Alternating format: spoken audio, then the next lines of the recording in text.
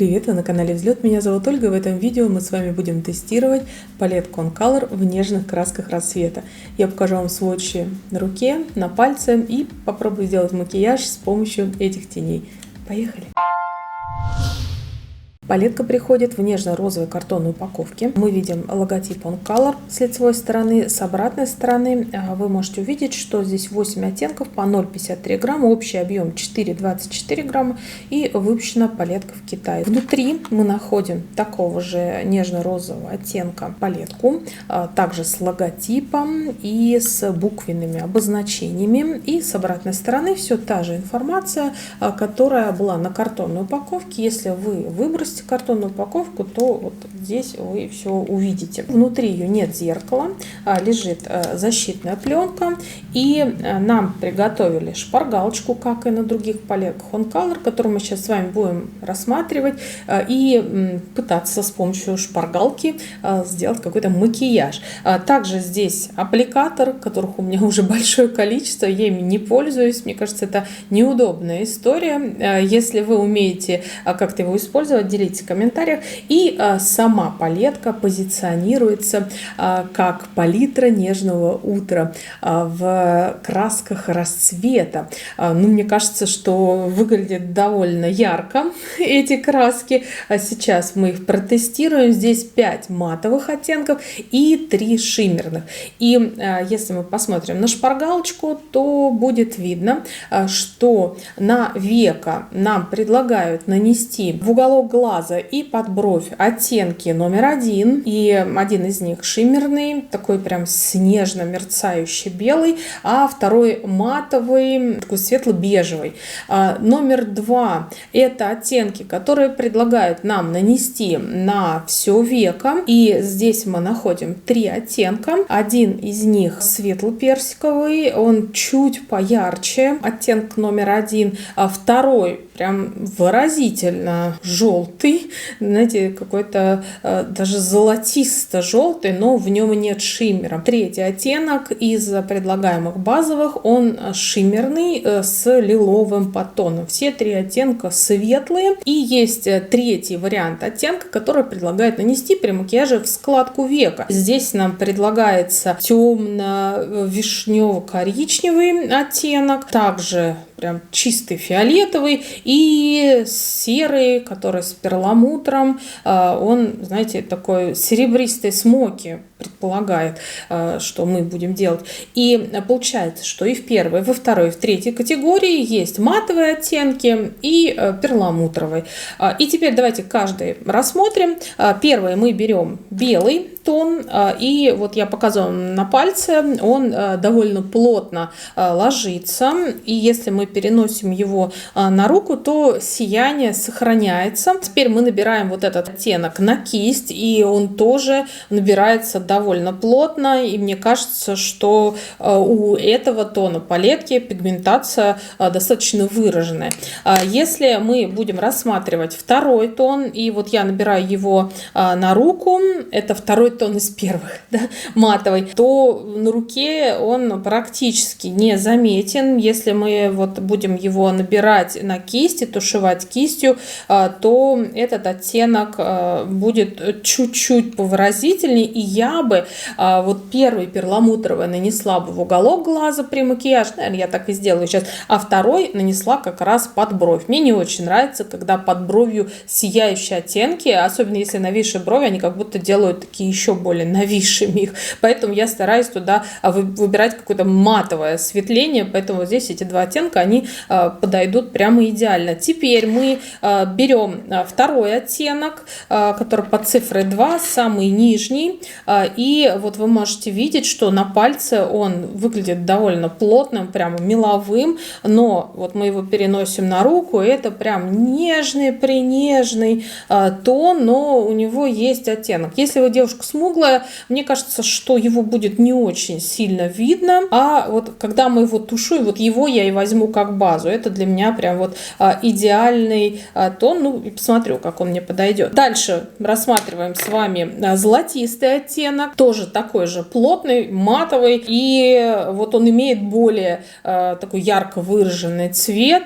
Если вы хотите в таких желтоватых оттенках сделать макияж, может быть, в коричневой гамме, например, вы делаете, то вот этот оттенок вам подойдет. И опять же, если мы его берем растушевку кистью, набираем его на кисть, тушуем, то он становится такой более рассеянный. Третий тон из вторых, я надеюсь, что вы успеваете за мной, но я вам показываю, если вдруг вы запутались, это как раз вот этот лиловый с шиммером. Шиммерные оттенки, да, они прям и на палец ложатся вот такими плотными, и переносятся на руку, вот это видно сияние, и вот если мы берем матовые оттенки, да, то они по структуре как пластины, и они не отражают свет, поэтому они такие более незаметные, а именно сияющие, они как шарики, они гладкие, перекатывающиеся по своей текстуре на коже, и, соответственно, они отражают свет, и они выглядят более плотными, они лучше играют. И вот этот тон, который лиловый, он тоже, знаете, вот можно было бы даже, если бы не его оттенок, отнести его к первому, потому что вот в палетке он яркий. Когда мы наносим на кожу, это прям получается краски нежного утра, ну, как и заявляют, собственно говоря, нас никто не обманывает, нам обещают прям нежные тени. Пигментацию вы сами видите. Ну, давайте глянем, может быть, трюшки нас порадуют, да, вот эти вот яркие такие и насыщенные оттенки, которые предлагают нам вложить на шпаргалки в складку века. Но мы с вами понимаем, конечно, что вот эта вот шпаргалка, она условная. Я такую шпаргалку видела еще в 90-х.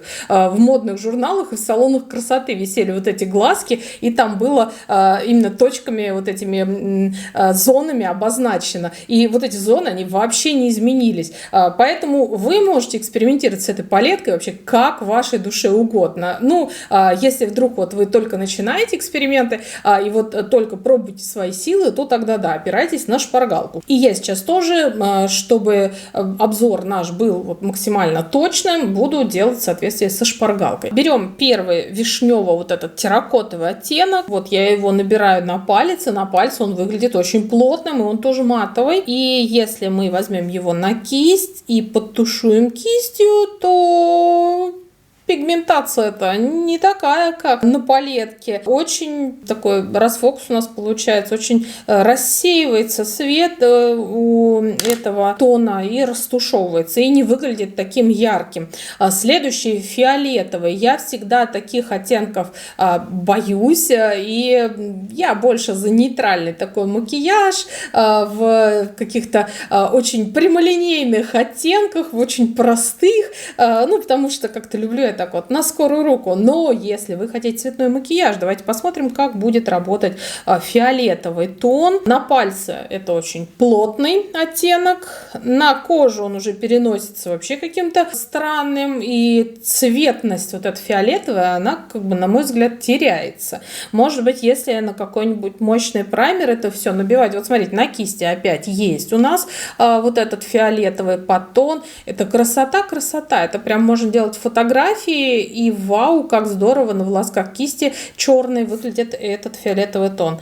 На кожу он переносится, ну, может быть, набивать и наслаивать будет вот эта вот фиолетовая пигментация, но все равно она ссыпается как бы с кисти, и остается нежно-фиолетовый оттенок. Как я вам уже сказала, обещали же нежно, вот вам нежно. И серый. Мы рассчитываем, что с помощью этой палетки мы будем всегда в нежном макияже, но вдруг нам когда-нибудь захочется сделать смоки серебристый. Смотрим на пальце, вау, оттенок, очень красивый. Я, наверное, сама люблю вот этот серебристый уголек, не уходящий в сильно темный, и в то же время не совсем такое хрустальное серебро. Это вот нейтральный этот уголь, он всегда выглядит очень красиво. Но на коже, опять же, вот пальцем наношу, теряется все это, куда-то размывается, и остается просто серые тени с небольшим совсем, я это даже не назову перламутром, это вот небольшой совсем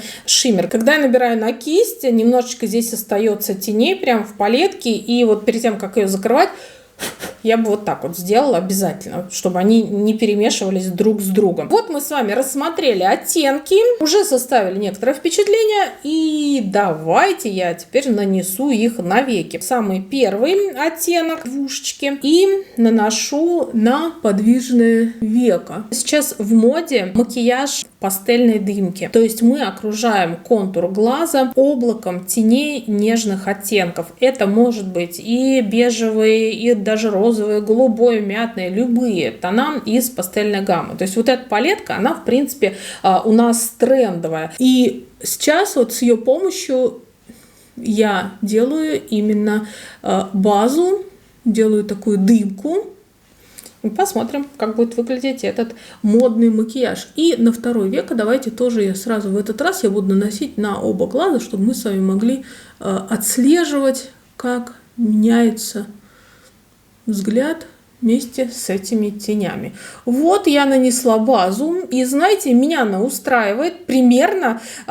Такую же базу я наношу из еще теней рефилов, и в четверках The One Stockholm есть тоже такие базовые оттенки, и для On Color это вполне приличный базовый цвет, и он нормально распределился. Сейчас я его даже подниму чуть-чуть повыше.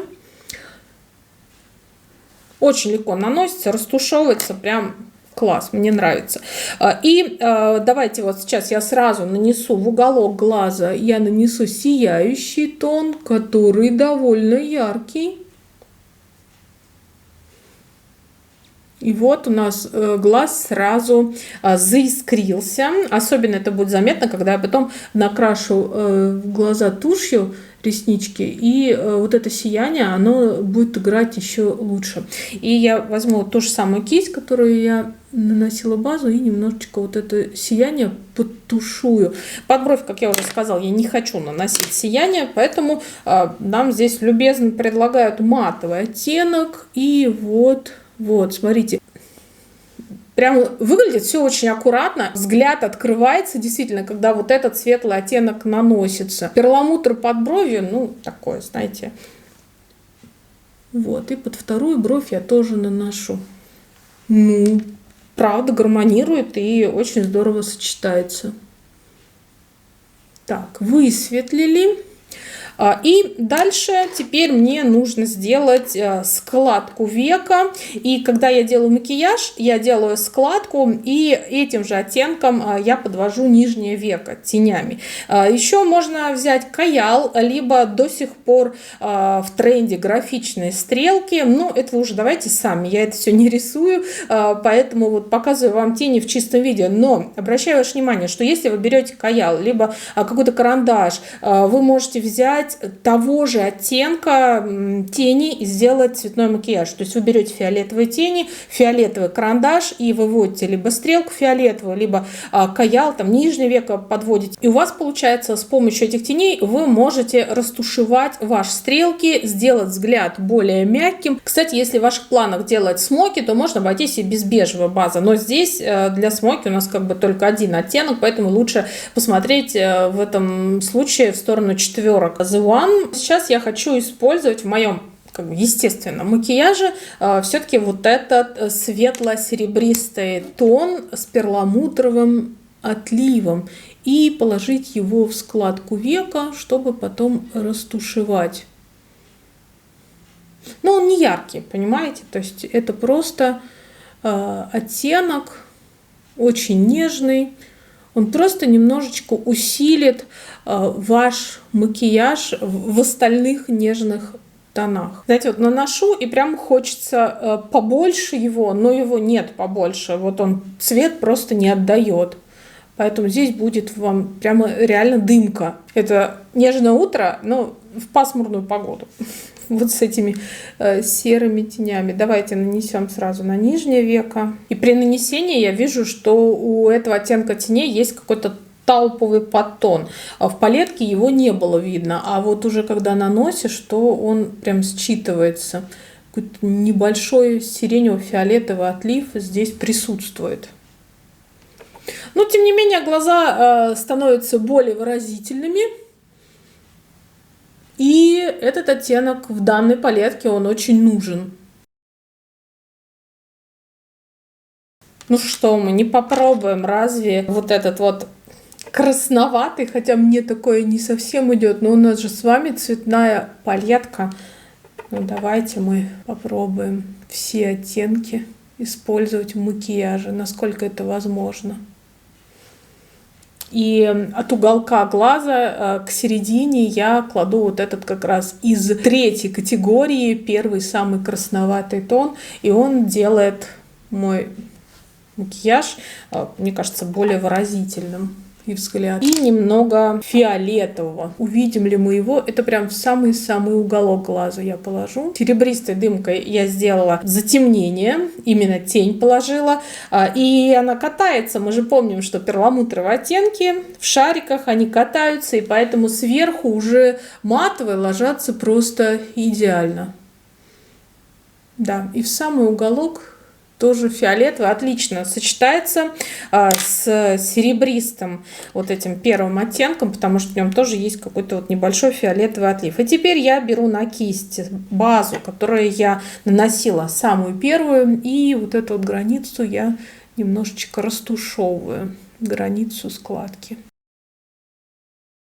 И этого нету на шпаргалке, но мне очень хочется положить в центр самый первый сияющий перламутровый оттенок в центр и на уголок глаза. И немножечко все это соединим, для того, чтобы сделать взгляд более выразительным. Ну а теперь давайте нанесем тушь.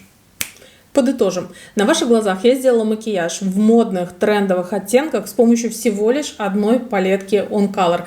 Следить за модными трендами в макияже, в одежде вы можете на моем телеграм-канале Баблик. Все, что я нахожу интересного, я публикую там, поэтому обязательно подписывайтесь и будем с вами там общаться. И там же я выкладываю кадры некоторые со съемок, и там вы уже могли посмотреть, между прочим, оттенки этой палетки. И при взгляде на эту палетку цвета кажутся яркими, выразительными, некоторые даже в чем-то темными, но когда наносишь, то получается именно макияж в нежной дымке. И тех, кто ищет очень пигментированные тени, им, конечно, эта палетка не понравится. Но если вы хотите макияж нежно-розовый, бежевый и вот именно пастельную дымку у себя на веках, то обратите внимание на эту палетку. Если вам был интересен и полезен мой обзор, то ставьте под этим видео лайк, пишите ваши впечатления от палетки On Color, ну и, конечно же, подписывайтесь на канал Взлет и нажимайте на колокольчик, чтобы получить оповещения и посмотреть новые видео, новинки Oriflame на нашем канале самыми первыми. Пока-пока.